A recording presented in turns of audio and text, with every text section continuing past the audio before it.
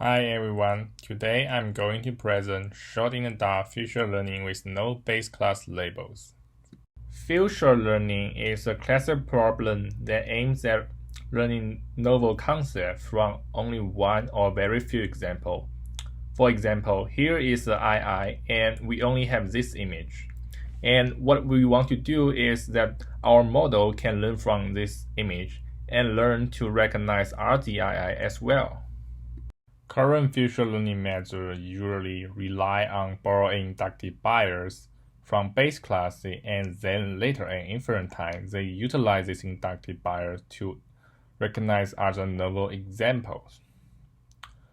While a typical machine learning application usually has the same goal during training and test time, the situation does not still hold in future learning. A unique property of future learning is that it is trained on a set of classes and then later it is tested on another set of classes. Let me give you an example. What are we really doing in future learning? Suppose you are trying to teach your daughter how to recognize an eye from only one image. And to do this, you spend a lot of effort teaching her to distinguish Husky and Golden Retriever. You are hoping that after studying Husky and Golden Retriever, she could recognize every eye in the Zoom. Do you think your daughter can really do that? Well, from my perspective, I think even after studying, putting a lot of effort on distinguish dogs, your daughter still probably cannot recognize the real eye. So if our daughter cannot do that, why do we think our future model can do that? Well, I know that in this example, the difference between an eye and Husky is too large, but the point is clear. There's only so much that we can learn from our base classes. So I'm going to ask, is the current protocol the right way to moving forward future learning? Well, let's imagine the ideal situation under current setting. Well, under the ideal situation of current setting, what can I do is to collect as many categories as I can and collect as many label examples as I can. However, by doing so, this will take a lot of effort. So I'm going to ask, is there an easy way to achieve the same goal but with less effort? Well, instead of collecting more and more label data from base classes, I do think there is some easier and elegant way to address this problem. In a real application, it is often possible and easy for us to get some unlabeled data from the test data distribution. And this is known as the transductive future learning setting.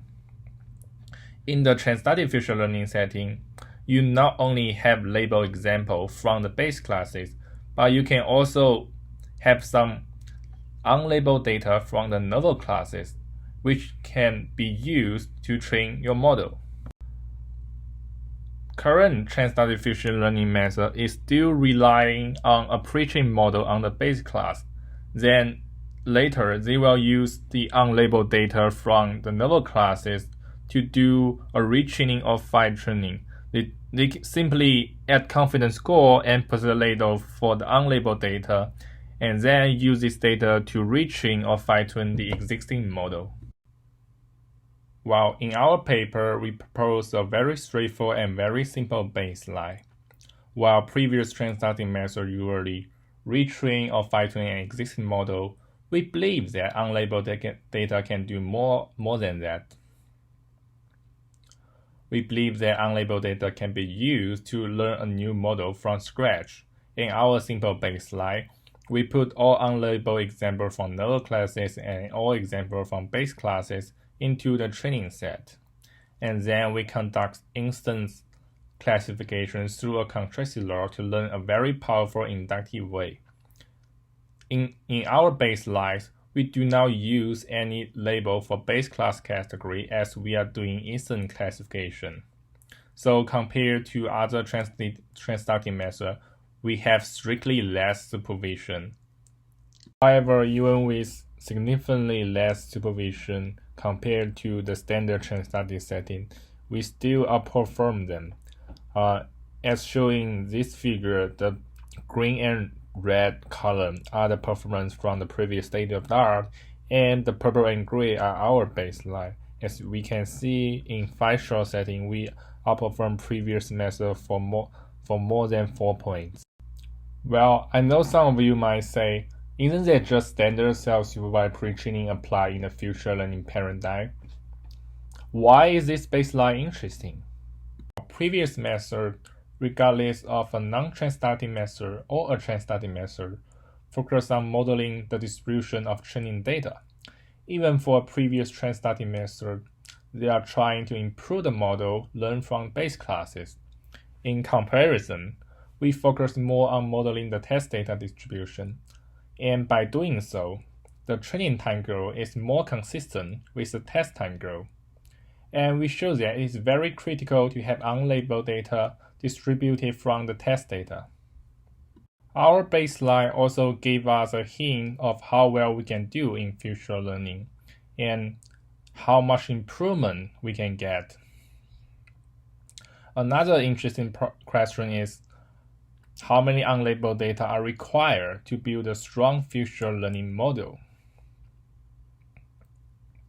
And our baseline, in some extent, it shows an easier way to solve the future problem in a real scenario, because in most of the real application, it is relatively easier to collect some unlabeled data from the test data distribution. And also, in our baseline, we do not use any base class label, and it made us to think maybe the base class label is not that important in future learning. Well, let us thinking of the ideal situation under our setting. What if we have an infinite amount of unlabeled data from test distribution? I think this is an interesting assumption, because the bottleneck of current future methods are often how to learn a generalized feature representation, or our representation cannot generalize well on the novel classes. But in this ideal situation, we have infinity of unlabeled data sampled from test data distribution, and we have a very large model. So we don't need to worry about a feature. We will have a very powerful feature representation that generates well on the novel classes. Then what's our bottleneck in this setting? Well, I think then we are more close to a real future problem, because our bottleneck becomes how to define the new category without ambiguity, how to define a new category with only one or very few examples. Even in case with a few samples per classes, there could still be quite a bit of ambiguity, depending on how many features there are. Let me give you an example. In this case, we are trying to learn new characters. The left figure shows the limited training set of the new characters, and the right figure shows our query sample. So, can you learn a model that can recognize a query sample? Is it a 0 or a 9? Well, if you are classifying them based on their shape, it is a 0. But if you are classifying them based on the color, it is a 9. Well, this case illustrates that it is very hard to define a new category from very few examples. This also shows another benefit of having unlabeled data from test data distribution. We can pay less effort on learning a generalized feature, but more on defining new categories using very few examples. As far as I know, very few methods have shed light on this challenge. Starting from the perspective of defining new categories under limited supervision, we may have a new understanding of the base class labels. Let me give you an example.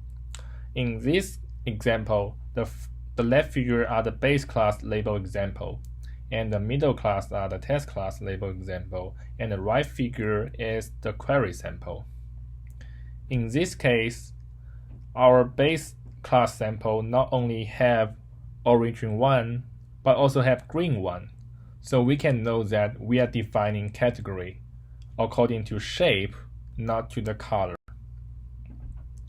Then in the test time, when we are given the limited number of novel example, we know that we should classify them according to the shape, so it is more likely that our model can learn that this purple 0 is more likely to belong to 0 rather than 9. Well, from a traditional perspective, we often think that the more label we have, we can learn more powerful representation. But however, I think that from my own understanding, I think that with the development of self-supervised learning, the labels are not that important in learning a better feature. But it is important because the labels tell us where should we put attention. From the mentioned color number example, we know that the label can tell us to look at shape, not to look at the color. Well, I'm not quite sure that this conclusion is right, but maybe it is pretty different from the previous points that people would say more label will bring the more powerful feature. I think this new conclusion is also consistent with our experiments. For example, in this case, we are doing future learning under the traditional setting. Yep. And we have blue curves and orange curve. Blue curve is self-supervised embedding, and the orange curve is a supervised embedding. As you can see, under the low shot setting, for example, one shot setting, the orange curve is much better than the blue curve. Well, we think that it is because the supervised embedding have base class label and it know where to put the attention at. So it is better at learning new category because it knows where to look at. However, the supervised embedding does not have more powerful representation than the self-supervised representation. So when we have more label example from novel class, for example, when we have 100 shot, we can see that the blue curve is slightly better than the orange curve. This is because the feature representation, maybe the self-supervised feature representation, is a little bit stronger than the supervised embedding. And when there is more label example from novel classes, the supervised embedding no longer has an advantage on defining new category. In a short summary, the supervised embedding can benefit from base class label, so it can learn how to define the category. It can learn where to put attention at. So it may contain higher level semantic concept than the self-supervised embedding. So it is easier for a supervised feature to digest with a few training instances. However, when more label examples from novel class are given, the self-supervised embedding also have enough example to describe the category. It can also have a better understanding of the new category. So the advantage of supervised feature on the low shot setting is no longer existing. Let me give you a brief recap of our presentation. In our presentation, we discussed the limitation of current future setting. The limitation of current future setting is that the training time goal is not consistent with the test time goal, and many methods have made effort on learning a generalized representation. In our paper, we show that it is critical to have unlabeled data from the test data distribution for training. By doing so, we could focus more on doing the feature recognition rather than how to learn a powerful and generalized feature representation from the base classes. We also discussed that base classes labels are not that important in developing a powerful representation, but it implicitly tells our model the rule of defining category. We think having unlabeled data from test set distribution could be a promising direction to address a future learning problem. Please refer to our paper for further details if you are interested. And thank you for your watching.